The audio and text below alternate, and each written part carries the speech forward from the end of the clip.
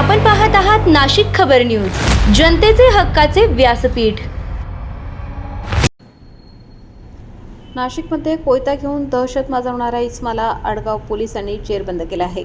दिनांक 6 एप्रिल 2026 रोजी माडसांगवी गावात एक इसम हातात कोयता घेऊन नागरिकांमध्ये भीतीचे वातावरण निर्माण करत असल्याची माहिती आडगाव पोलीस स्टेशनला स्थानिकांकडून मिळाली।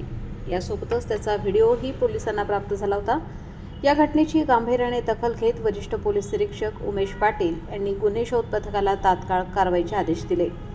गुप्त बातमीदारामार्फत मिळालेल्या माहितीनुसार संबंधित इसम वैष्णवी लॉन्सच्या मागे 6 नंबर 4 परिसरात फिरत असल्याचे समोर आले।